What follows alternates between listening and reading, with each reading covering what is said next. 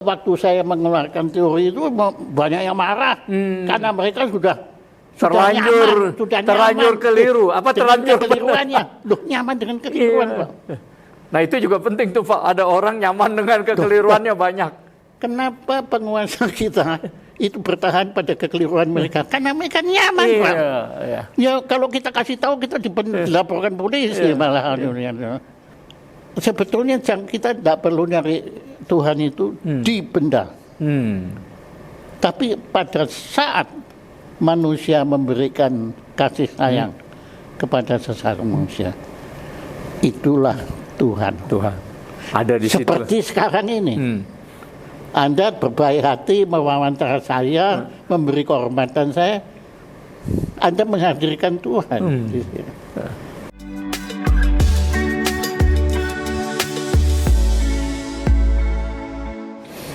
Halo para Sobat Podcast 9. Hari ini kita berjumpa kembali. Tetapi suasananya agak lain. Biasanya kami dari studio Podcast 9 di Jalan Sudirman. Kali ini saya mengkudeta seorang yang sangat kenal, yang biasanya jadi host di kantornya sendiri, di tempatnya sendiri. Pada hari ini saya kudeta, saya ambil alih dulu. Dan tema kita juga hari ini agak lain, walaupun tetap bersinggungan hukum, demokrasi, dan sosial. Kita akan membicarakan mengenai Bapak Kota di Jakarta dengan seorang yang saya rasa sudah sangat terkenal. Beliau adalah pendiri, pengembang MURI, Museum Rekor Indonesia, dan juga master di bidang kelirumologi. Gitu. Beliau adalah Pak Jaya Suprana dan biasa saya panggil Suhu. Apa kabar Suhu? Terima kasih murid gua.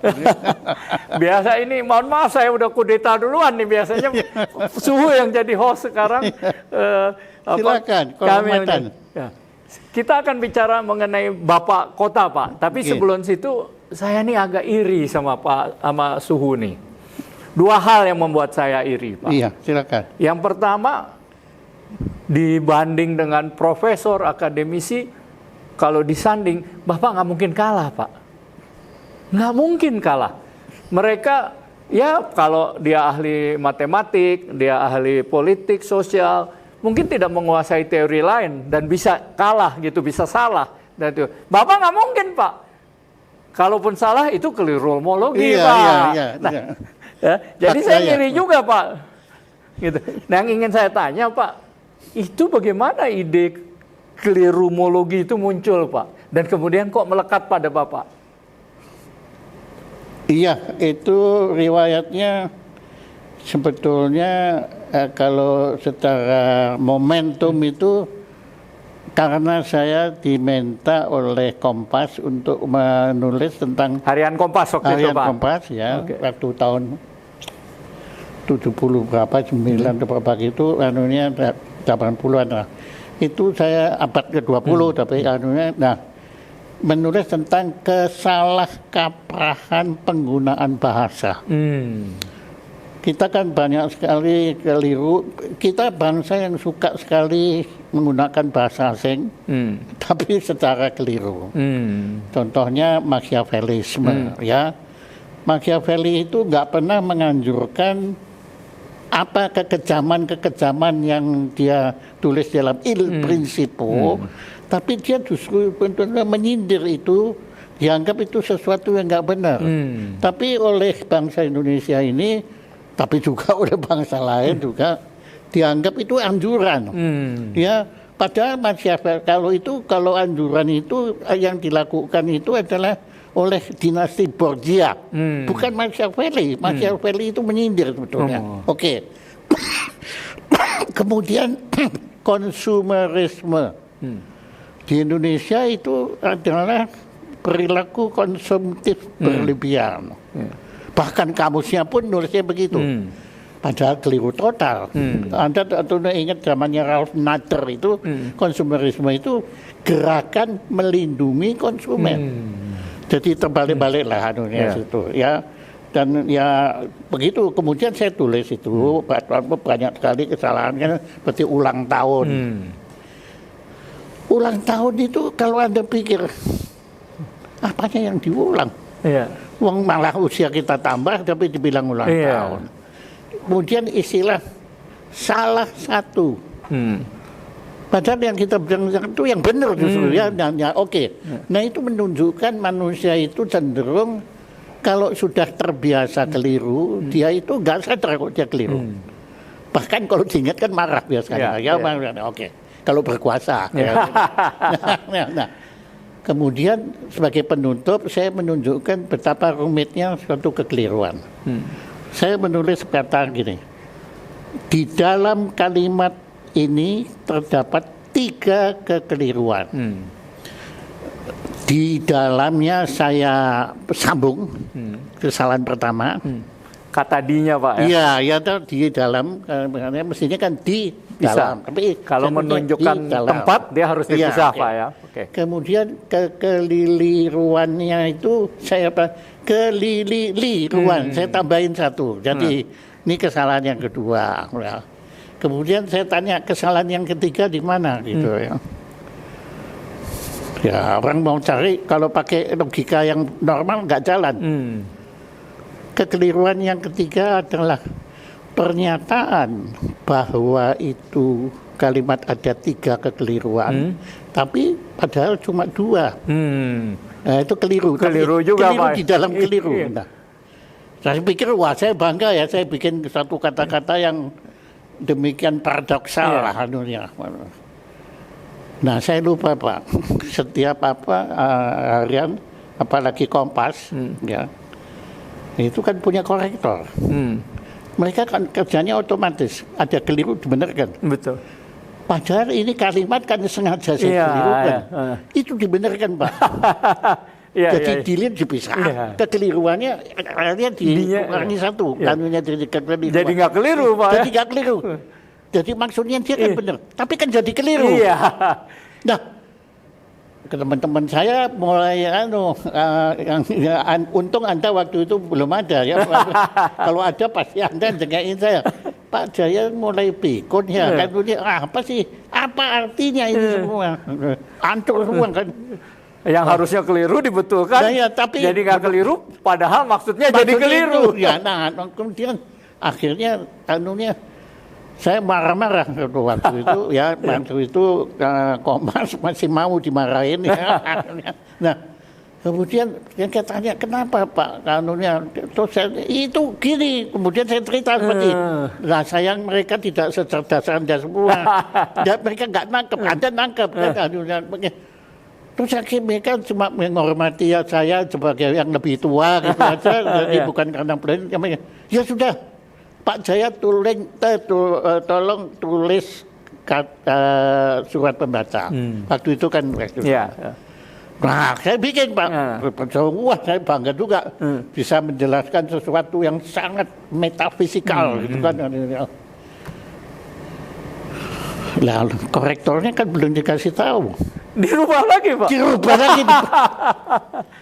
Akhirnya saya ngamuk Pak. Akhirnya saya langsung ketemu waktu itu Pak Yaakob Utama masih aktif. Pak Yaakob, gimana ini? Saya tanya kenapa? Pemirsa, Pak Yaakob Utama itu dulu pendiri dan pemimpin redaksi Kompas. Sekarang udah meninggal, udah almarhum. Ya Pak, terus. Ya, nah, kemudian beliau saya waktu itu terus beliau juga wah ini gimana ya caranya? Gini, oke, ya udah tulis saja sekali lagi. Beliau janji korektornya itu dikasih tahu. Ini khusus ini ya, jangan kamu betulin. Loh, dia tanya, kenapa lah saya dibayar untuk betulin? Akhirnya, tapi karena perintah dari Yaakob Utama, akhirnya surat saya dimuat dalam kondisi keliru. Yang benar gitu ya, tapi yang bukan keliru yang benar ya Pak. Kadang-kadang saya juga bingung betul gimana. Nah kemudian setelah itu baru apa yang terjadi Pak? Setelah itu Kompas itu penuh dengan kekeliruan karena tidak dikoreksi. Gitu ya Pak. Karena takut dia keliru ya Pak. Itu mesti nanti setelah itu nggak berani kerja. Iya. Takut ini, kalau gua benerin nanti ini malah keliru ya. Kan nafkahnya dia Pak. Iya. Nah, semua ini menyebabkan saya pikir gila ya. Jadi kebenaran, sebetulnya di balik ini kan kebenaran. Iya. Ternyata nisbi ya, semua itu. Tergantung dari mana kita melihatnya dan niat apa kita mau melakukannya. Nah kemudian saya pikir, oke lah, saya coba bikin satu aliran berpikir lah. Saya Mazhab baru Pak ya. mazhab baru yang tentang oke, coba kita melihat apapun yang terjadi itu dengan lensa kekeliruan. Nah itu kemudian lahirlah kelirumologi. Nah Anda kalau tanya, lu mestinya kan kelirologi. Nah ini kan ilmu ya mazhab yang tentang kekeliruan. Kalau istilahnya dia tidak keliru kan tidak cocok. Jadi saya kelirumologi. Tapi betulnya juga saya perhatikan entomologi. Kemarin saya berbicara endemoniologi adanya. Oke. Nah, itulah to make the story long but short itu. Jadi Pak itu dari insiden itu kemudian muncul ya semacam sudut pandang, satu filosofi ya Pak ya. Iya, bahwa yang keliru itu bisa benar, yang benar itu keliru Pak ya. Jadi ada keberagaman berpikir, nggak boleh satu dan sudut pandang saya gitu. alami juga waktu saya di Jerman kan sering ke Belanda. Itu kan sering kalau ke sana makan Indonesia kan anunya, kemudian ya saya iseng-iseng sedikit bahasa Jerman dengan Belanda kan mirip kan. Oh ya, Pak Jaya ini suhu ini belajar di Jerman ya waktu itu. Di Jerman. Belajar apa Pak waktu itu? Belajar 3, jadi musik, kemudian seni rupa, kemudian manajemen. Oke, ya itu udah, tapi tidak penting itu. Yang penting ini, saya beli koran, itu kan ada apalah, blat begitu. Kemudian ada tentang Westerling. Westerling. Itu kan saya dididik di sekolah saya itu orang paling bengis di dunia kan, kanunnya yang menumpas teman-teman kita di Sulawesi. Westerling itu di Makassar dulu di Sulawesi Selatan dianggap membunuh banyak orang kejam. Dan memang betul.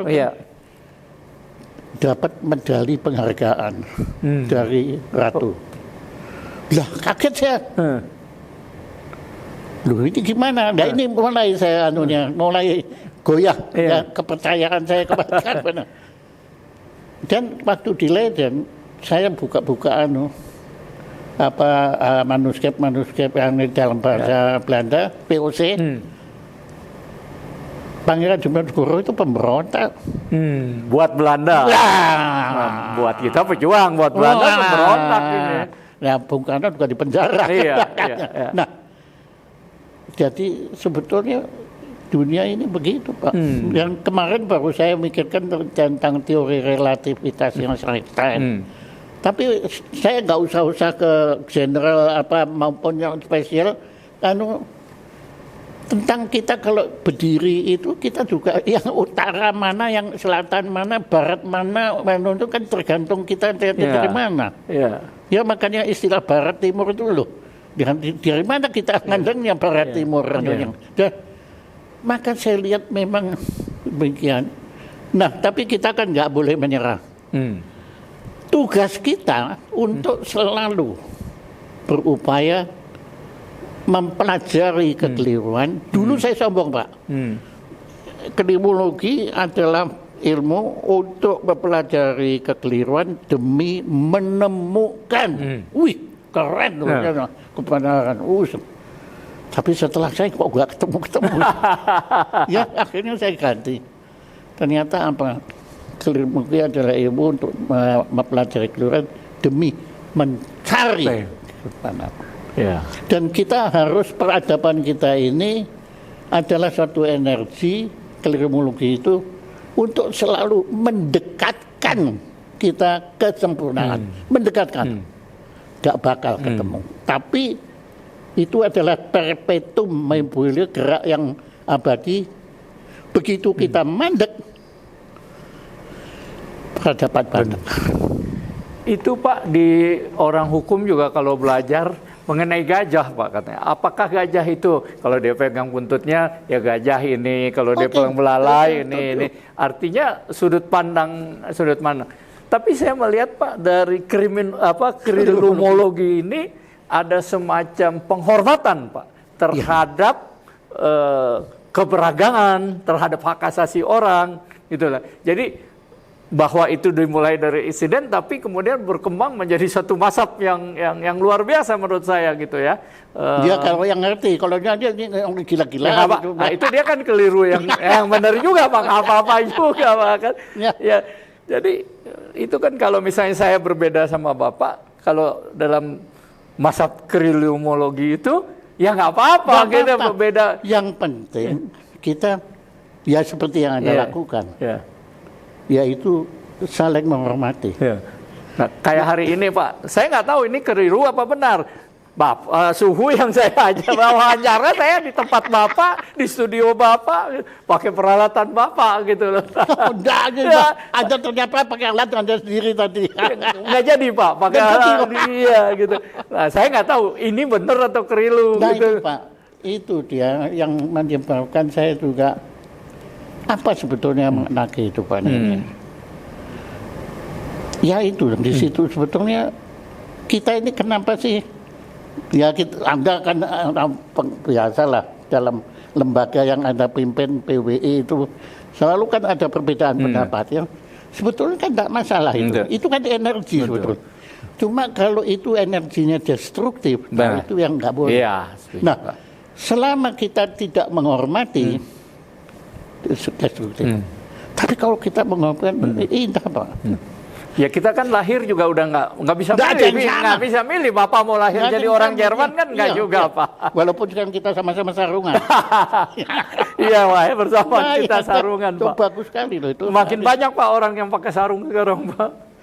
Gitu. Ya terus terang saya belajar dari Gus Dur kan. Nggak tahu keliru apa benar saya nggak tahu Pak pakai sarung. Nggak tahu. Yang kalau dipikir sarung, tapi waktu saya di Myanmar semua pakai sarung Pak. Pak, tadi Bapak kan kasih contoh Machiavelli ya Pak? Machiavelli. Artinya kalau Bapak waktu pertama nulis kasih contoh itu, Bapak menggeluti dong pemikiran Machiavelli itu? Sangat.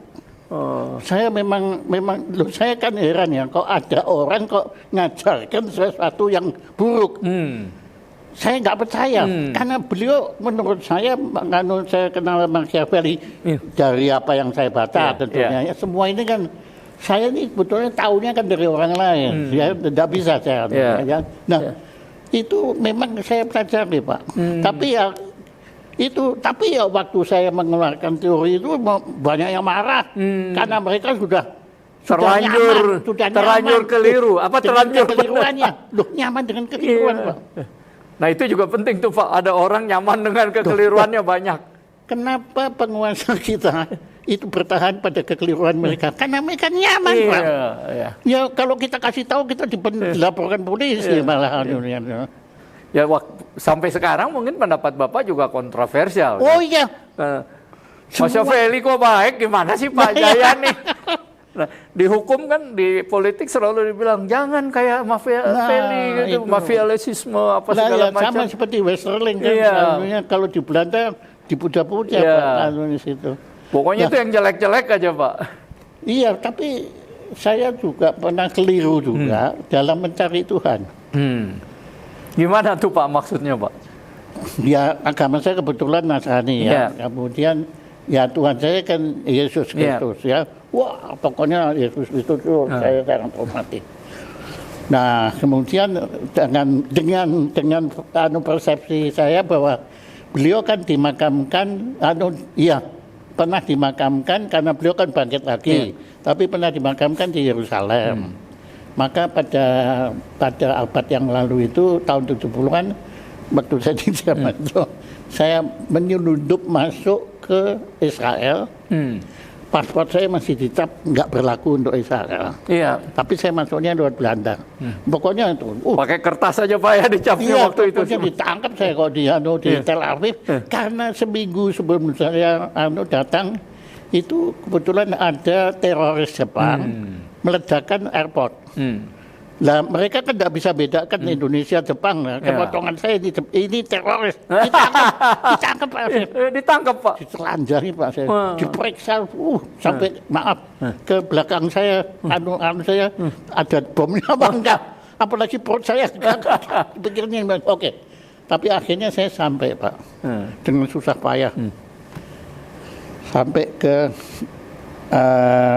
nanti Bethlehem itu keliru lagi nanti. Ini kan Yerusalem, Golgota katanya. Saya masuk ke kuburannya Yesus di bawah itu. Nangis Pak saya di dalam.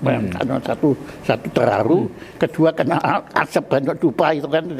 Ya, jadi air matanya bercucuran. Oke. Akhirnya saya keluar. Setelah kira-kira setengah jam di situ, saya keluar disambut oleh orang Kute Arab. Waktu dia tanya, sudah lihat sudah berkunjung ke kuburannya Yesus? Sudah. $10. Minta dibayar. Padahal waktu saya datang nggak ada dia. Pulangnya nggak ada. Oke. Kayak tukang parkir aja Pak. Waktu kita parkir nggak ada, begitu keluar ada ya Pak. Nah, saya waktu itu kaget. Akhirnya, tapi waduh ini orang gede amat, bukan gua ngelawan, nggak mungkin menang ya. Akhirnya ya $10 oke lah. Ya. Do you want to see the other grave of Jesus? Kuburannya dua. Ya ampun, susah-susah dari Indonesia datang. Dan yang saya kunjungi itu, saya kan Protestan. Itu versinya ortodoks, timur. Eropa Timur. Nah, saya kaget dong. Kok ada yang lain Pak? Kok bisa dua? Ya itu saudara waktu itu ada bisikan ke saya, salah kamu sendiri. Kenapa kamu mencari Yesus? Kok di benda? Nah ini, saya kemudian sadar, kalau gitu saya keliru. Kalau nggak salah Pak, makam yang dianggap makam Yesus itu di sana ada 3 kan Pak? Bahkan 3. Satu sini ada termasuk satu yang Muslim gitu dianggap di situ makam itu Isa dianggap Isa gitu ya. Kalau yang ini saya nggak tahu. Saya tahunya yang dua. Yang satu yang Protestan. 3 Pak. Tapi yang itu malah 3. 3 Pak. Hari ini kan kebetulan Anda ajarin bahwa ternyata bukan hanya 2. Jadi saya kelirunya bukan 2 kali lipat, tapi 3 kali lipat. Sebetulnya kita tidak perlu nyari Tuhan itu di benda. Tapi pada saat manusia memberikan kasih sayang kepada sesama manusia, itulah Tuhan. Ada di seperti situ. Sekarang ini. Anda berbaik hati mewawancara saya, memberi kehormatan saya, Anda menghadirkan Tuhan. Tadi Pak bicara soal Tuhan, yang saya dengar nih udah hampir beberapa kali, sering malah suhu ini hampir tidak percaya kepada Tuhan gitu. Tapi ada beberapa keajaiban membuat justru memperkuat. Gimana tuh ceritanya? Dapat masuk hari ini. Memang saya kerap meragukan ya, apalagi kalau saya melihat ada orang baik kok malah hidupnya sengsara. Padahal beliau kan bisa berkuasa kan, anunya kan bisa. Ya memang di situ Anda kan tadi habis wawancara Michael Anthony, pianis yang luar biasa itu Pak ya. Michael Anthony itu pernah waktu dia itu pada suatu hari, dia tadinya kan tidak terlalu perhatian sebenarnya, tapi pada suatu hari saya di sekolah saya itu kemudian dengar ada Appassionatanya Beethoven. Gila, itu lagu komposisi itu mainkan untuk ujian saya. Waktu itu dengan susah payah, usia saya 21 tahun, ya, dan saya dianggap hebat. Maka angkanya tertinggi. Padahal waktu itu belajarnya setengah mati saya. Ya. 21 tahun seperti Michael Anthony sekarang nih Pak dia. Ya, 21 tahun. Tapi Michael Anthony pada waktu itu umur 6 tahun. Iya. Kemudian saya cari di ruangan mana ini. Kemudian saya buka ruangannya berapa, akhirnya ketemu. Ada anak umur 6 tahun. Saya tanya ibunya, yang ngajarin siapa? Nggak ada. Dan Anda harus ingat, beliau tunanetra. Di samping tunanetra, ada otis ya Pak. Nah, itu kan saya gila. Kok Tuhan jahat banget ya? Kenapa kok beliau dikasih dengan Tuhan? Pada waktu itu saya sadar. Waktu itu dia main apa sonata, hafal. Nggak ada yang keliru Pak. Kehebatan Michael Anthony itu kalau ada yang masuk sini sudah. Nah saya belajar setengah mati waktu itu. Sekarang saya main sudah nggak bisa. Ya. Untung lulus Pak ya. Ya untung lulus karena saya nurut sama gurunya. Tapi Michael Anthony ini nggak ada ujian. Dia tidak tahu Beethoven itu siapa. Baca not juga nggak bisa. Lihat tuts juga nggak bisa. Ya tahu-tahu cepet. Nah kalau saya tidak percaya Tuhan ya keterlaluan. Dari mana itu datang kehebatan Pak? Saya ditertawakan Pak oleh para teman-teman saya ateis. Loh, apa hubungannya teman Tuhan? Ya, itu kan pakai teori neuroscience.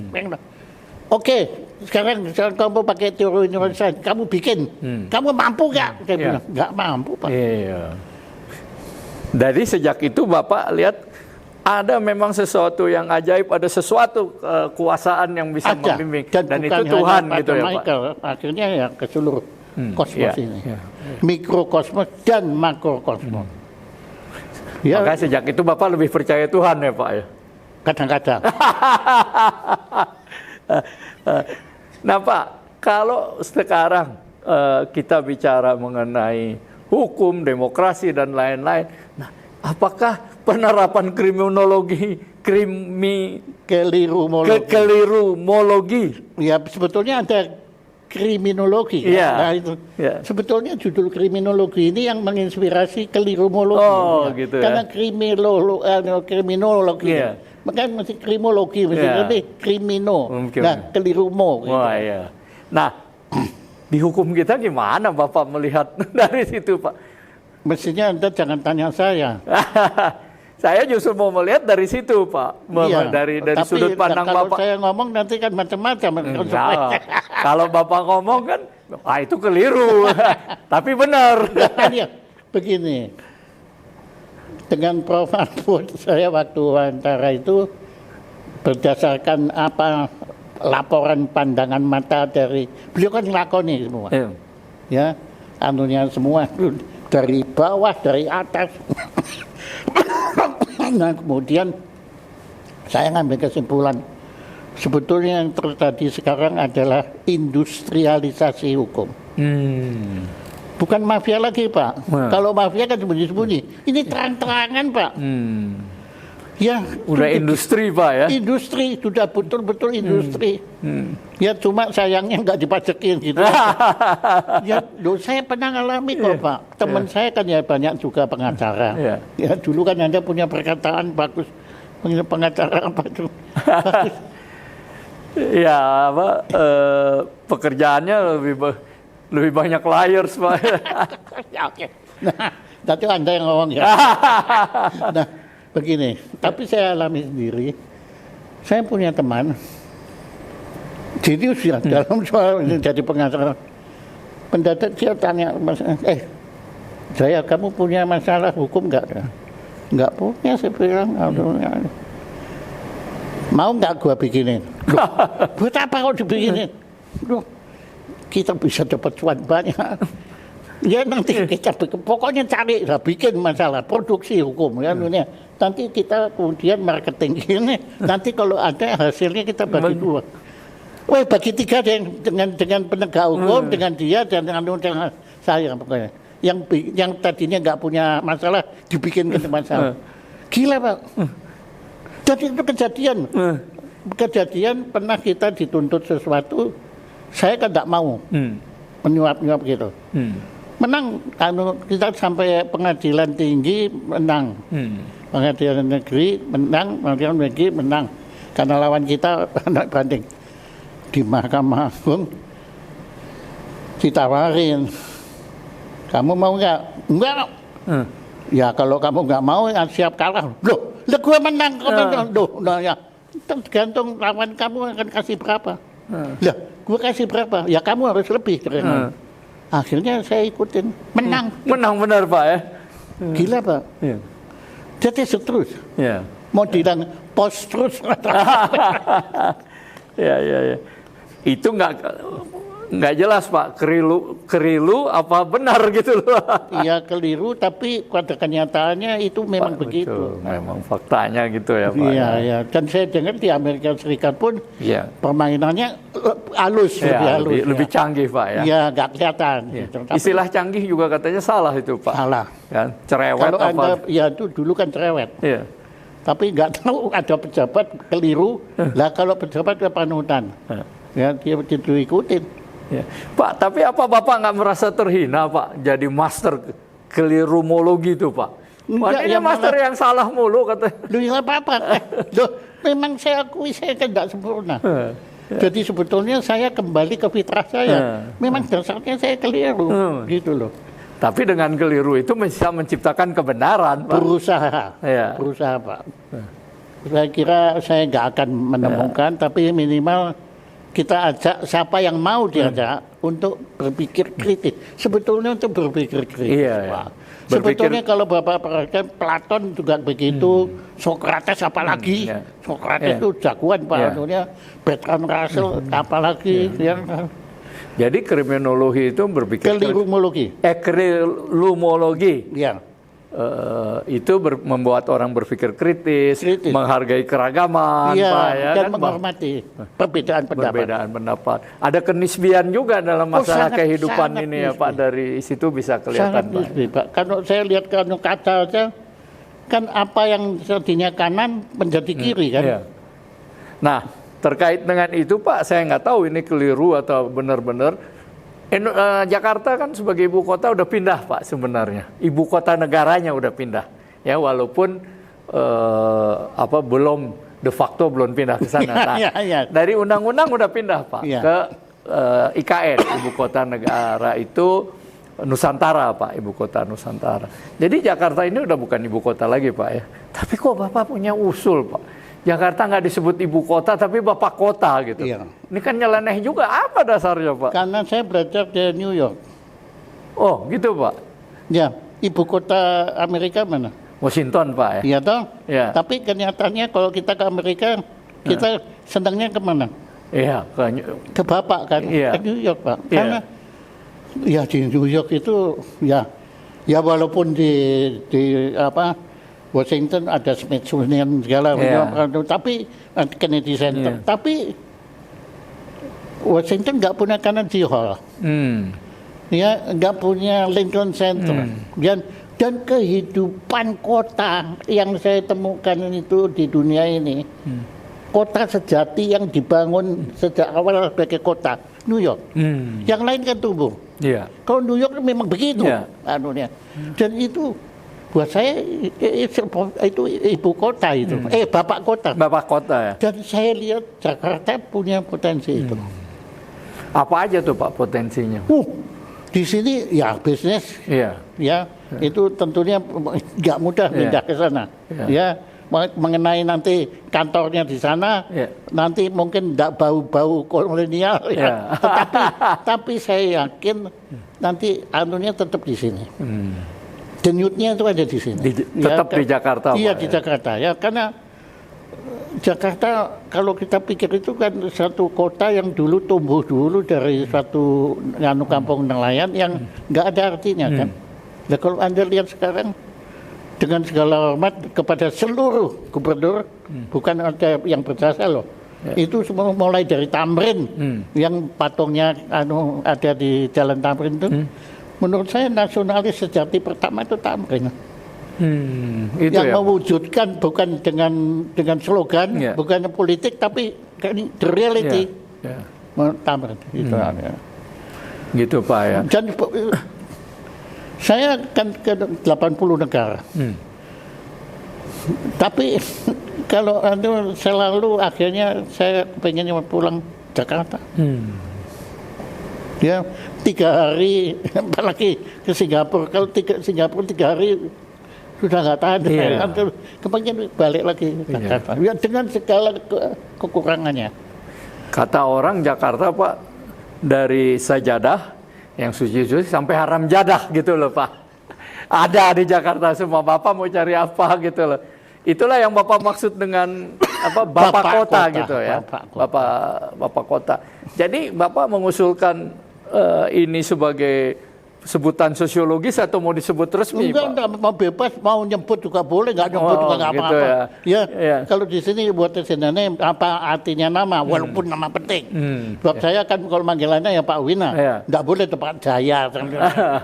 Indonesia itu memang identitas, tapi menurut saya, ya saya mencoba mengurangi kecewa, tahu banyak yang kecewa kan, tentunya nggak usah kecewa. Ya. Oke, ibu kota silakan, IKN ibu kota, tapi bapak kota kita kan kita hidupnya ya dengan segala hormat, walaupun sebetulnya bangsa Indonesia ini sangat diskriminatif feminis. Oh gitu ya Pak? Ya, Anda punya ibu jari kan? Iya. Bapak jarinya mana? Nggak ada Pak. Ya, kita selalu ibu Pertiwi, bapak Pertiwinya mana? Ibu kita Kartini, loh kok nggak ada bapak kita Kartono, Jadi sebetulnya kita sangat feminis. Ya, tapi saya ingatkan pada the reality itu ada, bapak itu ada. Ada ya. Ya, bapak Anda, Pak Soekardi itu Pak. Ya, dengan segala hormat kepada ibu. Tapi bapak kan punya peran tersendiri kan. Malah Bapak dianggap sebagai simbol di keluarga, ya kan Pak ya. Nah Pak, kalau begitu, kalau Jakarta menjadi Bapak kota, apakah Jakarta juga merefleksikan penegakan hukum, demokrasi, dengan segala kelebihan dan kekurangan? Seharusnya. Gitu ya, itu dasolennya. Dasolennya Pak ya. Tapi ya Anda tahu sendiri, itu perjuangan yang panjang. Dan saya kira itu pun seperti kelirumologi nanti. Adalah sesuatu never ending struggle. Ya, mendekati kesempurnaan. Anda kan sebagai seorang ahli hukum yang juga sudah praktek dan Anda sudah menyelami, Anda mendambakan kan satu hukum yang sempurna. Dan Anda bicara ini, slogan acara ini kan keadilan.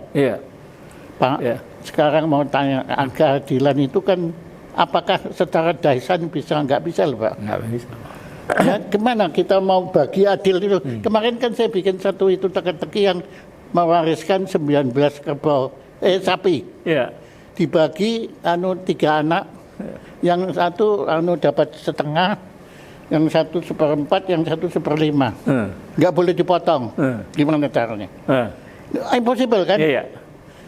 Caranya Anda tambahkan 1 jadi 20.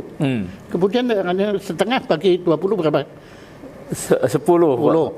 1/4 bagi 20 berapa? 5. 4 1/5 4. Kalau dijumlah berapa? 10, 5, 4, 19. Nah, yang satu saya ambil lagi. Gitu ya Pak ya caranya. Makanya matematik itu Pak is very beautiful. Sesuatu yang nggak ada, tetapi ada gitu loh. Very eksistensialis. Jadi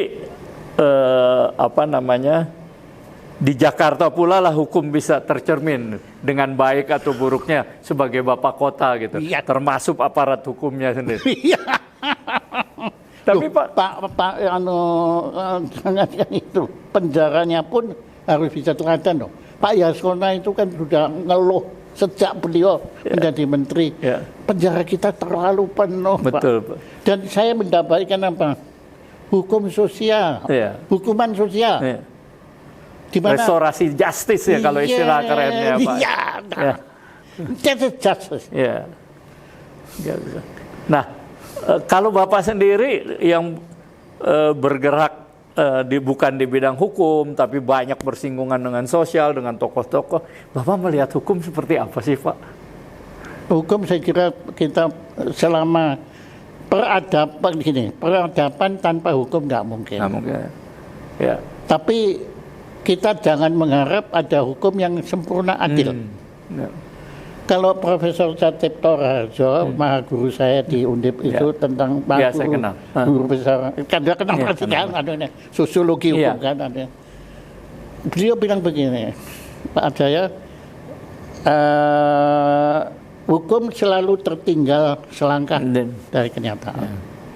Karena kita orang-orang seperti Anda kreatif sekali membuat hukum. Kan setelah ada kejahatan. Lah orang yang melakukan kejahatan itu nggak kalah kreatif, Pak. Mereka bikin yang baru, yang baru. Ya, kalau kejahatan hacker itu dulu kan nggak ada, Pak. Baru belakangan dibikin. Tapi kadang-kadang, Pak, reaksi dari pembuat undang-undang juga cepat, Pak. Kemarin hampir 1 hari, Pak. 2 hari masuk di balik, hampir di pleno. Sesuai kebutuhan. Sesuai kebutuhan. Yang Bapak bilang tadi, industri ya, Pak ya. Kalau dibutuhkan cepat, ya manajemen bisa cepat hukum. Kalau enggak, loh, saya kan ngalami toh, Pak. Saya itu termasuk kelompok yang bulan Maret 2024 itu menggugat ke MK. Soal ambang batas presidensial threshold 20%. Bukan untuk saya, bukan teman saya yang namanya Rizal Ramli itu loh. Beliau kan, kepengen jadi presiden tapi nggak bisa. Dan menurut saya beliau mampu mengenai nanti jadinya baik apa enggak, ya nggak tahu. Cuma saya berjuang menghadap bahkan untuk resmi. Waduh, saya dimaki-maki oleh MK. Pak Jaya salah alamat. Yang berhak merubah undang-undang itu bukan MK. Bener kan? Betul. Ya itu kan DPR, legislatif kan. MK kan yudikatif. Ya, tapi MK berhak mengubah undang-undang dia undang-undang ke atas yang normanya bertentangan dengan konstitusi. Nah ya oke, tapi buktinya waktu itu jangan dibilang salah alamat kok. Ya saya nurut aja. Nah, kalau waktu usia kalau nggak gitu. Nah, sekarang cita-cita Pak Jaya sudah mulai terpenuhi, Pak. Berapa tahun kemudian itu, Pak, baru. Jadi belum setahun. Belum setahun ya, Pak. MK memutuskan kalau tadinya kan ambang batas untuk ikut 20 tahun threshold keterpilihan di DPR. Sekarang kan 6,5%, 7,5%, 8,5% tergantung pada jumlah penduduk. Nah itu masih pakai tergantung segala. Jadi kalau yang besar mungkin 8%, yang itu ini kata 7. Tergantung itu akan dimainin itu, Pak. Kalau hukum jangan pakai tergantung C atau B. Waduh. Wah, ternyata Bapak lebih hukum dari saya, Pak, dari hukum. Bukan.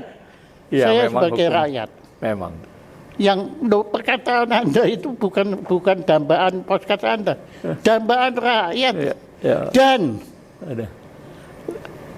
sila yang belum paling tidak tercapai. Yang kelima, keadilan. Walaupun ada sosialnya, tetapi sebetulnya justice. Dan ada tahu sendiri kan justice itu dasolan. Tapi keren, Pak. Acara Anda itu bagus sekali. Slogan Anda itu dambaan, bukan dambaan Anda pribadi, dambaan kita bersama gitu ya. Dan Bung Hatta itu kan yang paling beliau perjuangkan. Anda pernah ketemu Bung Hatta? Belum pernah. Anak-anaknya aja, Pak, ya karena mantu anaknya saya ketemu. Tapi bertemu di dalam pemikiran. Itu termasuk saya baca bukunya Pak, Filsafat Yunani, ditulis oleh Bung Hatta, zaman dulu buku tipis gitu loh. Jadi perjumpaannya hanya seperti Bapak tadi dengan siapa, Pak, yang musik gitu kan, Bapak Machiavelli, Pak. Machiavelli kan Bapak tidak jumpa langsung. Tapi seperti itu. Emang kenapa, Pak, dengan Hatta? Saya sangat menghormati. Bahkan saya termasuk memuja. Fans berat, Pak, ya. Yang mendambakan. Waduh Pak, waktu beliau meninggal, Ya. itu tidak kurang dari Pak Ruslan Abdul Ghani, itu nelpon saya. Saya kan dia suka ngajar. Kenapa? Waduh, Bung Hatta meninggal. Waduh, katanya. Ini, tapi beliau istilahnya, waduh. Pak Harto nggak ada lagi yang ditakuti. Ya. Pak Harto sangat hormat pada Bung Hatta. Bung Hatta. Iya. Saya kira Bung Karno juga. Iya. Dan Hatta ini nggak gila jabatan Pak ya, dia mundur sebagai wakil presiden. Saya tahu, anu kan Ibu Rami kan sering nonton. Waktu itu saya masih juga konsen, beliau sering nonton anunya. Nah, putrinya ngajar di sini, Waduh, Khalida. Ya. Itu kebanggaan buat kita. Anunya, nah kemudian Bu Rami itu menabung buat beli mesin jahit yang di Iya, iya. menabung Pak, menabung betul-betul dengan tentunya. Kemudian beliau menabung itu hari Jumat, kemudian dihitung, wah bisa ini. Hari Senin kurangnya mau beli. Lah, tahu-tahu hari Senin uang digunting. Lah yang gunting kan Bung Hatta, kan Ibu Rami. Kamu kok udah kasih tahu saya? Loh, kenapa saya harus ngasih tahu? Loh, saya istrimu. Tapi ini negaraku. Luar biasa Pak ya. Itu saya terharu sekali. Kalau kita mungkin kita suruh dulu beli-beli banyak-banyak biar kita kaya. Ya, gitu. Luar biasa Pak Hatta selain apa? Tapi Pak, yang saya baca juga selain dia tidak gila jabatan, seperti banyak orang sekarang kan pada gila jabatan Pak. Kalau perlu anaknya juga disuruh. Dia juga tapi sangat human Pak. Ketika Soekarno minta dia jadi saksi untuk anak-anaknya Soekarno, Hatta mau Pak. Bukan karena apa-apa, karena persahabatannya gitu. Apalagi Soekarno bilang, Hatta ini anak kita mau kawin, padahal anaknya Soekarno gitu ya. Jadi saksi ya. Nah, di situ dia hebat membedakan antara masalah dengan. Tapi itu juga, ya itu pasti ya. Tapi Mbak Mega ceritakan saya, itu yang memaksa sampai Bung Hatta terlalu sibuk, nggak mikirin menikahkan.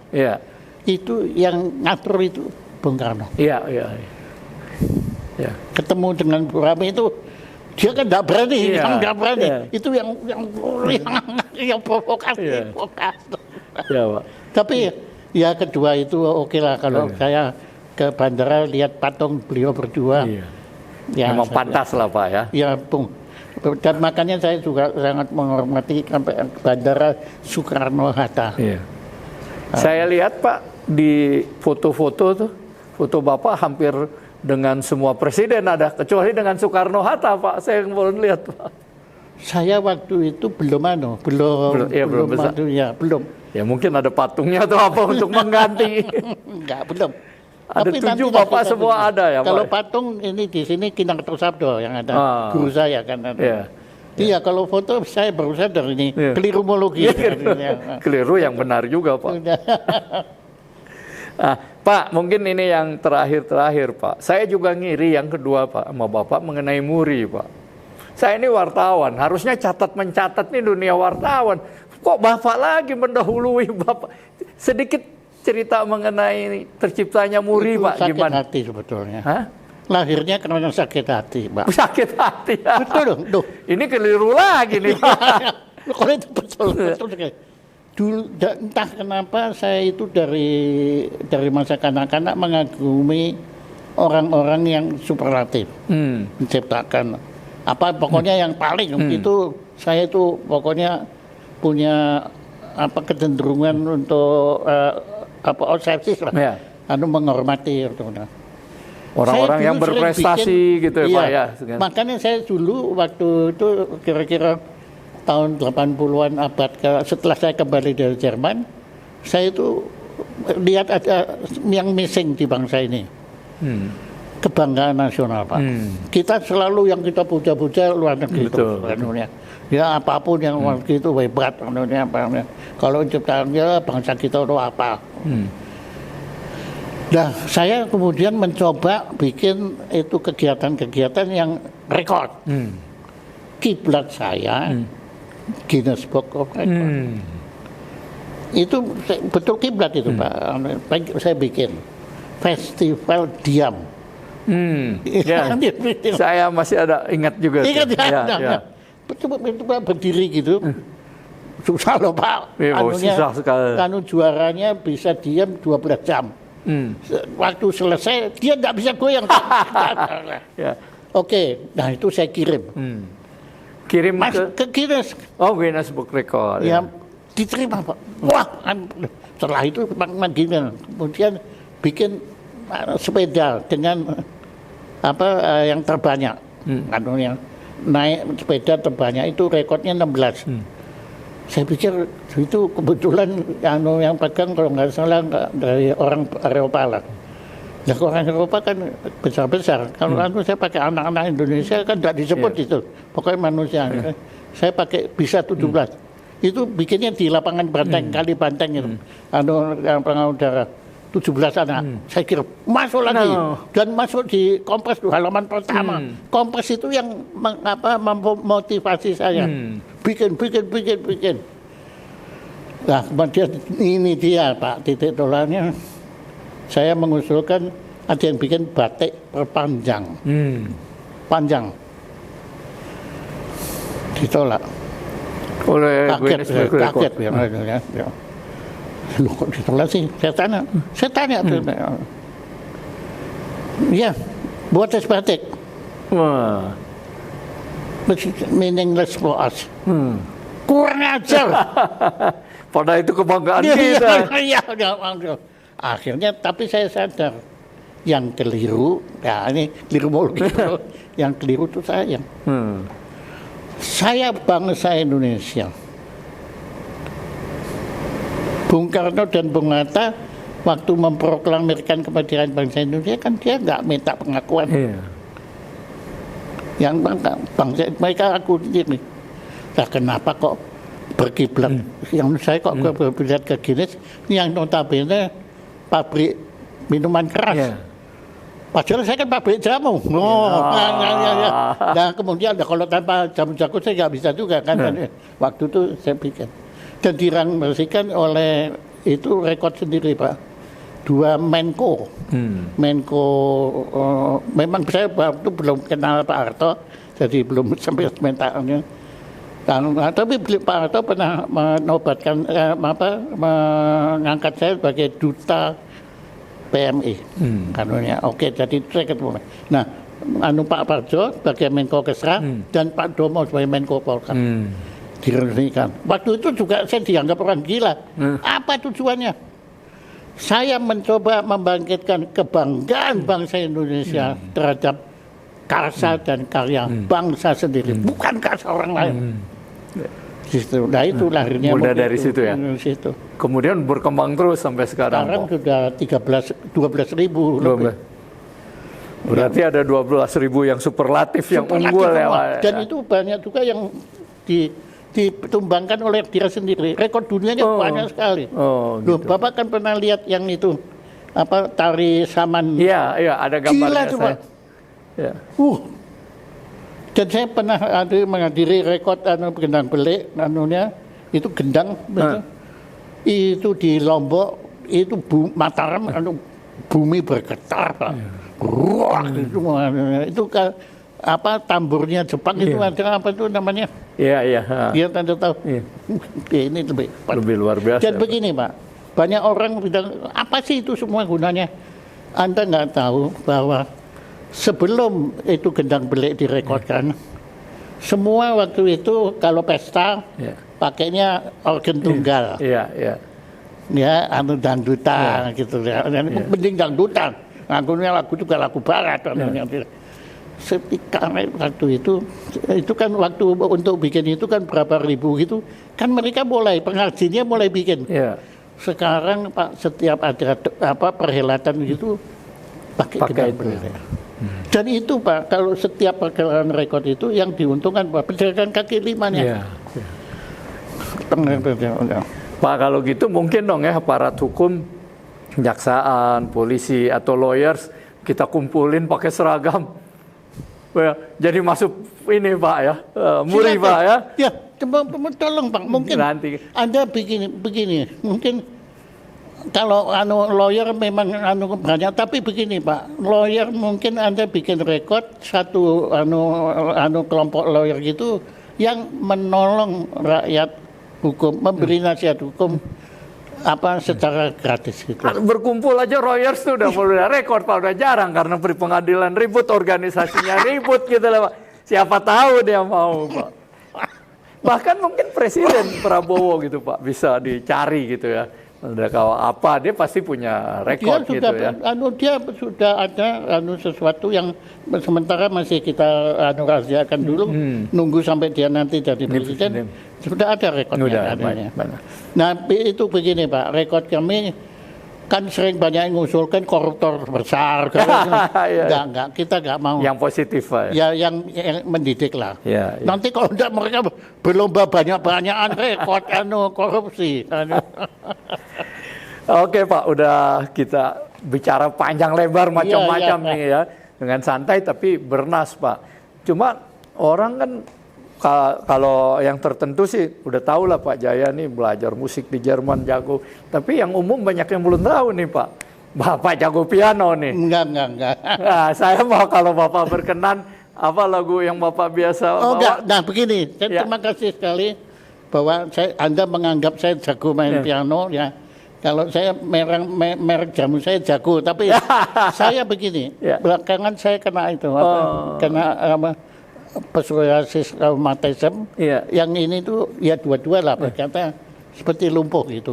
Cuma begini Pak, Anda kan tadi sudah mendengar binaan kita, dan saya akui mereka semua jauh lebih hebat dengan saya. Bapak tadi kalau nggak salah kan tanya mereka apakah Michael nggak mendunia. Begini Pak, sekedar Anda mau tahu betapa dia sudah mendunia. Michael itu pada tahun 2020 bulan Mei, tanggalnya masih ingat tanggal 5 Mei itu sudah dipersiapkan oleh Rusia. Michael Tchaikovsky piano concerto diiringi Tchaikovsky Konservatorium Orkestra di teater Tchaikovsky. Tapi Tuhan menghadirkan COVID. Iya, waktu itu COVID. Waktu itu tertutup, Rusia tertutup, sehingga batal. Tapi Michael tetap menciptakan rekor dunia. Dia diiringin oleh Orkes Indonesia secara Zoom. Itu belum pernah Pak. Itu nggak gampang, nggak gampang. Untuk main piano diiringi orkes secara Zoom. Kalau live itu masih bisa, tapi kalau Zoom, bayangkan aja saya enggak. Tapi waktu itu teman-teman orkes saya, bisa Pak. Akhirnya ada di YouTube ada tuh. Jadi dia sudah mendunia. Udah mendunia ya sebenarnya. Dan dia penerima penghargaan Ekalaya waktu Indonesia Pusaka International Piano Competition. Itu jurinya dari 12 negara, kemudian juaranya dari Rusia, kemudian dari Cina, Jepang ya, kemudian Michael dapat khusus untuk special prize karena ya dia nggak ada bandingannya kan, karena beliau dan autis. Ada double handicap Pak ya. Ya atau sebetulnya double kesaktian itu. Ya bisa jadi gitu ya. Tergantung sudut pandang lagi Pak. Kalau menurut saya kelebihan itu. Baik Pak Jaya Suhu, terima kasih sekali sudah kita berbincang-bincang, udah kita rebut tempatnya, udah kedudukannya karena kedudukan di Indonesia lagi mahal, nanti saya kembalikan lagi Pak. Baik, para sobat Podcast 9, demikian obrolan kami dengan Suhu, Pak Jaya Suprana, mengenai banyak hal, termasuk tadi disinggung beberapa aspek hukum. Kita akan jumpa lagi pada percakapan yang akan datang, dan seperti biasa, kami selalu ingatkan, tegakkan hukum, berikan keadilan. Iya. Sampai jumpa yang akan datang. Itu keadilannya itu Pak. Hukumnya ada, keadilannya belum. Iya Pak.